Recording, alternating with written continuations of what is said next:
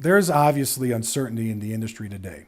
There are those who are hesitant to market, invest in their business, and push the envelope for new success. S5 obviously doesn't hold back. If you could point to three things that a business leader needs to succeed to overcome the uncertainty and anxiety, what would they be? Well, one thing, John, is to learn everything you can. I never had, I went to college for all of one semester. I studied bull riding, rodeo team, and campus wildlife. And I was invited to straighten up or leave, so I did the logical thing, I left. But I have never stopped learning. I have seized every opportunity that I'm able to learn more about what I'm doing, whatever it is. And through affiliation with industry trade groups, I've been fortunate enough to come into contact with people who could teach me what I didn't know. And people love to talk about what they do, and so if I'm with a sealant chemist, well, there are things I want to know about sealants, teach me, and that guy he'll go on forever, and the same thing with a steel producer. And so I've always asked a lot of questions and learned everything that I could learn about what I'm doing. When you do that, you're able to manage your risk. Knowledge is power. And when you know more, you actually risk less. So any entrepreneur, as you know, has to take risk, but it's a matter of educating yourself to minimize the risk so that there are fewer unknowns, and then you're more comfortable taking risks. So that's certainly a big factor. Another one is hiring people smarter than you.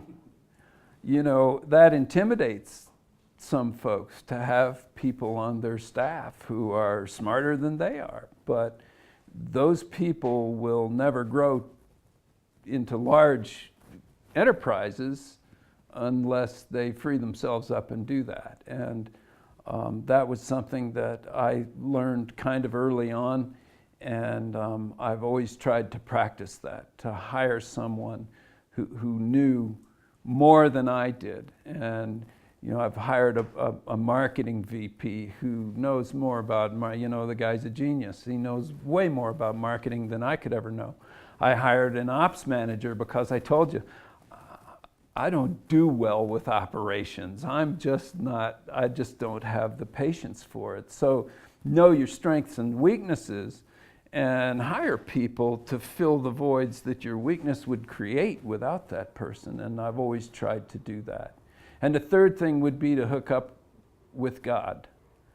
I'm a pretty deeply committed Christian, and I got hold of Christ, or he got hold of me. I'm not sure exactly how that worked when I was about 33 years old. And I'd tried to do everything on my own before that, and it didn't work out so well. But Jesus Christ is not only my Savior, but he's my confidant, he's my mentor, he's my teacher, my counselor, and he's my business partner too. Every leader has their influences, something or someone they look to that inspires them or motivates them. Can you tell us about who influenced your start down the road of success? And today, is there someone or something that still inspires or motivates you? Well, I was raised, John, by a single mom, and we couldn't afford much. So going way back, I had to work for everything that I had, I think since I was about 8 years old. If I wanted a new bicycle, I had to earn some money and get a new bicycle. My mom couldn't afford to give me a new bicycle. So, as I look back, that scenario, that environment was a gift, not a punishment. And I learned at a very, very early age the important things about free enterprise. I was out raking leaves or mowing lawns or collecting pop bottles for 2 cents a piece. I mean, I learned the value of money, and I learned about free enterprise.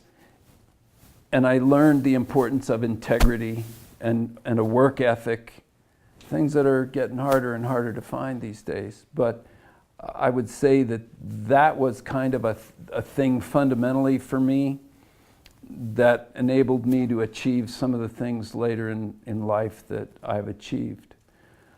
You asked, well, you know, was there, part of your question was, is there something that keeps me going or kind of remotivates me? And I'd have to say that when my kids decided to join the company, that was like a breath of fresh air for me, because the company was getting, first of all, it was getting too big. I couldn't manage it myself anymore.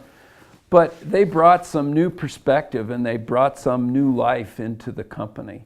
And that's so gratifying for me, because I've never really pushed my kids in any direction. I never brought them up thinking that, yeah, we have to follow in Dad's footsteps and do what Dad did.